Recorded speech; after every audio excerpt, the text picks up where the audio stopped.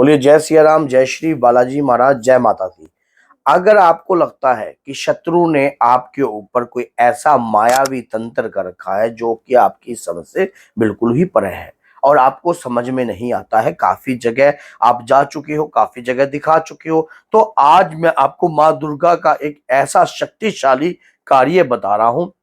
ये कार्य शक्तिशाली नहीं, स्वयं में शक्ति प्रकट करता है। क्योंकि जब आप इस कार्य को सच्चे मन से करते हो तो एक बात याद रखना, भगवान के प्रति करी हुई पूजा आराधना और ये लगा लीजिए उनकी कृपा हमेशा अपने आप ही प्राप्त कराती है। अगर आप भगवान के प्रति मान लीजिए कुछ भी कर रहे हो, माला का जाप कर रहे हो तब भी आपको कृपा प्राप्त होगी, मंत्र का जाप कर रहे हो तब भी आपको कृपा प्राप्त होगी। अगर हर माँ दुर्गा का ध्यान कर कर आप कुछ भी कार्य करते हो आपको कृपा प्राप्त होती ही होती है। अब आप माँ दुर्गा को मानते हो या माँ काली को मानते हो या जिस भी शक्ति की आराधना आप करते हो या कुल की शक्ति की आराधना आप करते हो, तो आपने अष्टमी और चौदस के दिन ये कार्य प्रारंभ कर देना है अपने जीवन में।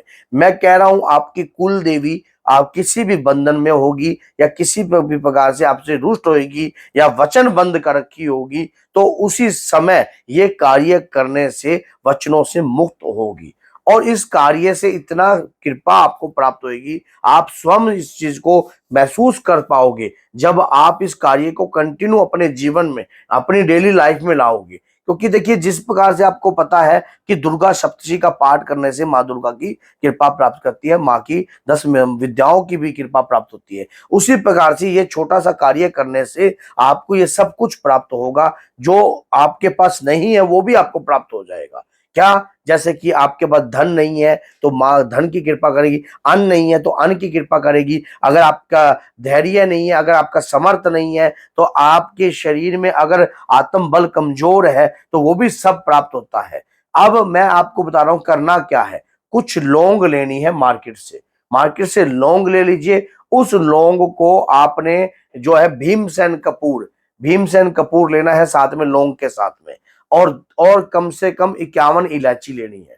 ये लेकर 2 इलायची नहीं, 1 इलायची 2 लौंग, ये लेकर आपने अष्टमी के दिन, जिस दिन माँ दुर्गा का आप ध्यान करते हो, हलवा बनाइए मातेश्वरी का और माँ के नाम से हलवे का प्रसाद बनाकर रख लीजिए। अब आपने क्या करना है, एक छोटा सा हवन कुंड ले लीजिए या कोई कटोरी या कोई पात्र ले लीजिए।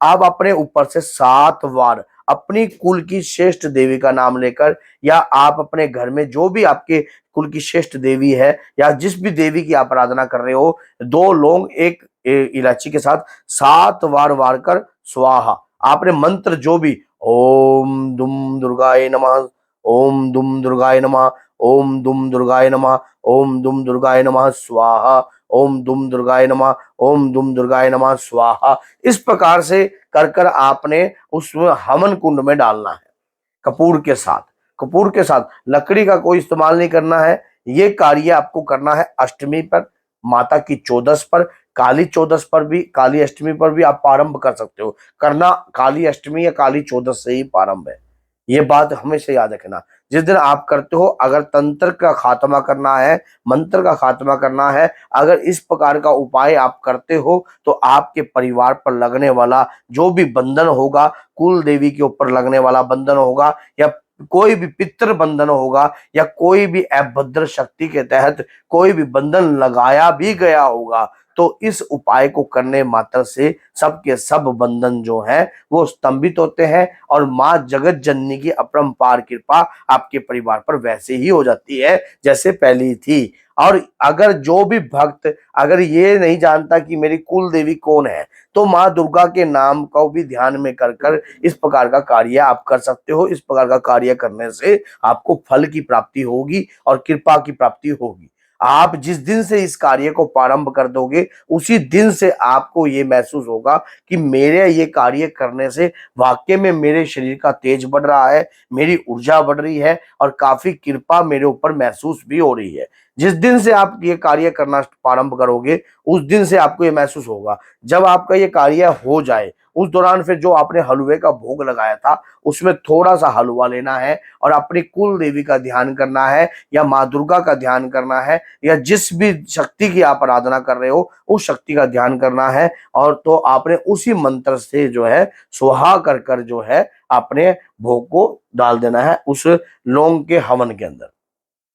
फिर देखना आपको आपकी देवी प्रसन्न होती है और कृपा आपको प्राप्त होती है और आपको इस कृपा को जानने के लिए आपको स्वयं ये कृपा महसूस होने लग जाएगी कि मैंने जो उपाय किया उसका मुझे फल प्राप्त हुआ है, क्योंकि मैंने ये उपाय बाबा के प्यारे चैनल पर और वैसे भी बहुत सारे भक्तों को प्रैक्टिकल बताया है, तो जिससे उनको लाभ प्रदान हुआ है और कृपा भी प्रदान हुई है। तो अगर वीडियो अच्छी लगती है तो लाइक कीजिए, चैनल को सब्सक्राइब कीजिए और बेल आइकॉन बटन को भी दबा दीजिए ताकि आने वाली हर वीडियो की नोटिफिकेशन आप तक पहुंच जाए और ताकि आपको कोई ज्यादा मेहनत करने की आवश्यकता ना पड़े। सिर्फ आप जो भी आपके सामने आ रहा है उसको करने लग जाइए, बस कहीं जाने की आवश्यकता नहीं पड़ेगी, कुछ करने की आवश्यकता नहीं पड़ेगी। ये छोटे छोटे जो टोटके हैं ना, ये जीवन में बड़े हितकारी है। तो बोलिए जय सीताराम, जय श्री बालाजी, जय माता।